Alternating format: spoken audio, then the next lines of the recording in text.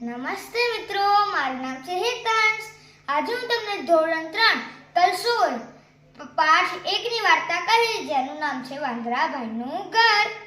એક હતા વાંદરાભાઈ, ખટખટ એનું નામ. તેને ઝાડે ઝાડે ફરવું ગમે, છાપરા ઉપર કૂદવું ગમે.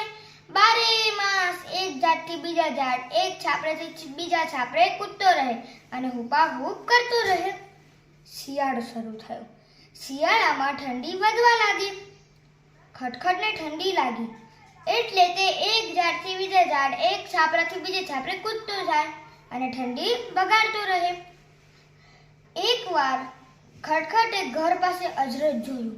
થોડાક માણસો ભેગા થઈ લાકડા સળગાવી બેઠા હતા. તેઓ લાલ અંગારા પર હાથ મૂકી ગાલે અડાડતા હતા. ખટખટ કહે, આહા, મળી ગઈ ઠંડી બગાડવાની રીત. ખટખટે તો કૂદકા માર્યા અને ખેતરે જઈ લાલ મરચાંનો ઢગલો કર્યો. તેને હુપાહુપ કરી તેના દોસ્તોને બોલાવ્યા. બધા ઠંડી બગાડવા બેઠા. ખટખટ કહે, આહાહાહા, ઠંડી ભાગી રહી છે હો. તેના મિત્રો પણ કે, હા હા, ભાગી રહી છે. ઉપર ઝાડની ઉપર લાંબા માળામાં ચટપટ સુગ્રી આ બધું જોઈ રહી હતી, ઝૂલતી. તે વિચારતી હતી, બિચારા વાંદરાભાઈ ઠંડીથી કેવા થથરે છે. હું તેમને ઠંડીથી બચવા મારા માય નથી બોલાવી શકતી. ખટખટ કહે, ચટપટ આવ, તાપવા આવ. ચટપટ કહે, હું આવી શકું તેમ નથી. મને આ ઘરમાં જરાય ઠંડી ન લાગે. ખટખટ કહે, એવું તો કાંઈ હોય, આટલી બધી ઠંડી છે ને. ચટપટ કહે, પણ ઘર હોય તો ઓછી ઠંડી લાગે. હું તો કહું છું, તમે પણ ઘર બનાવો. ઉનાળામાં ગરમી ઓછી લાગશે, ચોમાસામાં વરસાદથી બચી શકાશે. તમે મારા મિત્ર થઈને ઘર નથી બનાવતા? હું સરસ ઘર બનાવું છું, એટલે તો બધા મને સુગરી કહે છે. ખટખટે વિચાર્યું, આ નાનકડી સુગરી મને સલાહ આપવા નીકળી છે.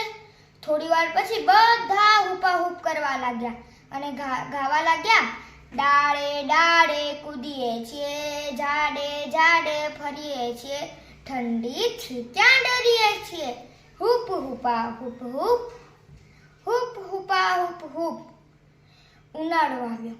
ઉનાળામાં આકાશમાંથી જાણે આગ વરસી રહી હોય. ખટખટ અને તેના મિત્રો પરસેવાથી રેપઝેપ.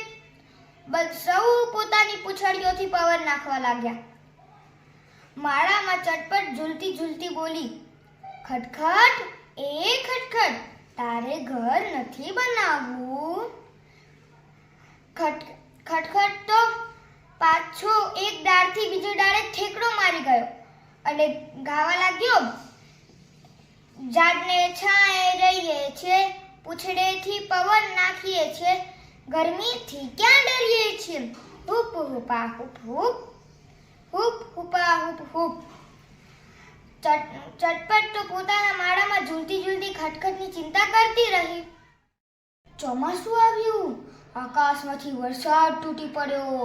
ગડરડધૂમ, વીજળીના કડાકા ભડાકા અને વાદળોનો ગડગડાટ. બધા ઝાડ તરબોળ પાણીથી, બધે જળબંબાકાર.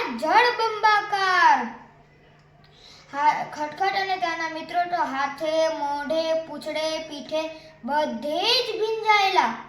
તેમને ઠંડી ખૂબ લાગતી હતી. ચટપટે માળામાંથી આવીને જોયું કે બધા પૂંછડી ઊંચી કરી મિનારા જેવું કરી બેઠા હતા અને ગાતા હતા, પૂંછ મિનારામાં રહીએ છીએ, પાણીમાં પલળીએ છીએ, વરસાદથી ક્યાં ડરીએ છીએ. હુપ હુપા હુપ હુપ, હુપ હુપા હુપ હુપ. વાંદરાઓએ ઘર ન બનાવ્યું તે ન જ બનાવ્યું અને સુગ્રીબાઈએ તેમની ચિંતા પણ છોડી દીધી.